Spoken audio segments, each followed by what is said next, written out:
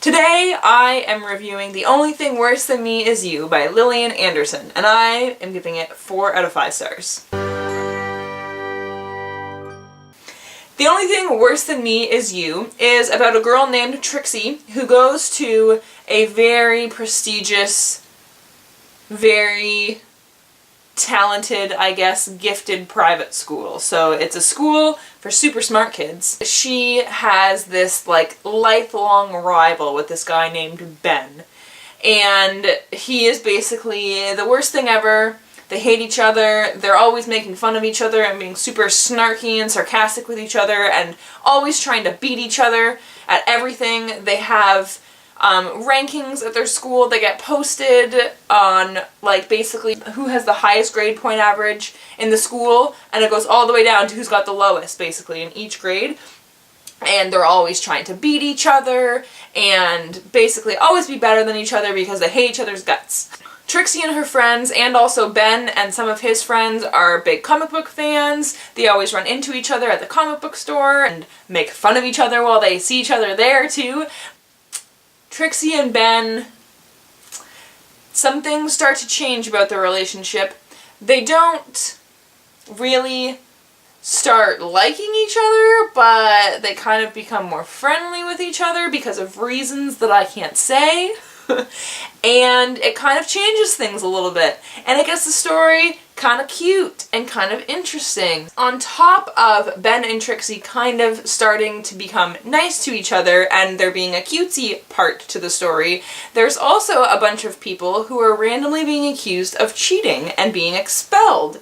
And they're people that they're pretty sure they could not have cheated, and why would they have cheated? And these people don't cheat, and so Trixie and her friends kind of start this investigation to try and find out what actually happened. They think someone is framing these people, and they're trying to figure out who framed them and why and how. So there's like a little bit of a mystery to the story.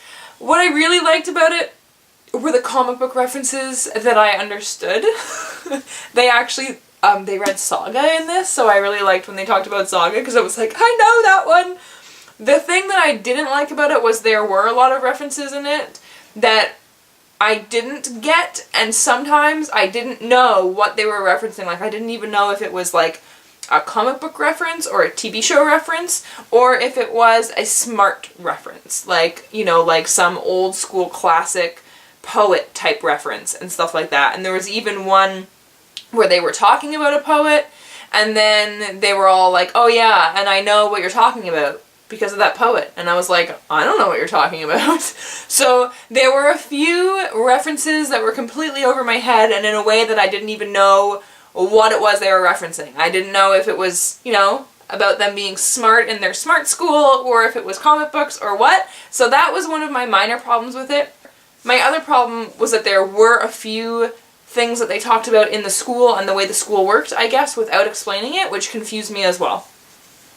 There were a few things that I thought I understood what it meant, but then they said something else about it, and then I was like, nope, I don't know what that means. What does that mean? Stop talking about it so casually. Tell me what that means. But other than that, my cat just kicked my tripod. Other than that, I really, really enjoyed it. I really liked the way that Trixie's and Ben's relationship changed and grew. I thought it was fabulous. There's one scene where they have this, like, pre-Halloween party thing at their school, and it's this huge, like, carnival thing, and she goes through a haunted house that was set up in the hallways of her school, and it was hilarious when she was going through the haunted house. It was so much fun. I loved it. I loved the way she reacted, all the things that she did, the things that were going through her mind. It was great. I loved it. And I did really like the whole mystery aspect about the people cheating, it was just fun, and it was cute, and it was cool because it was almost like this, you know, it was like this, like, investigative thing, but about, like, it wasn't about, like, a murder or anything like that. It was just trying to find out why these people are being accused of cheating. But it was so serious. It was good. The main character, Trixie, is also really sarcastic, and it's fabulous. And I really liked a lot of the stuff with Ben and Trixie's back and forth when they hated each other and when they hated each other a little bit less.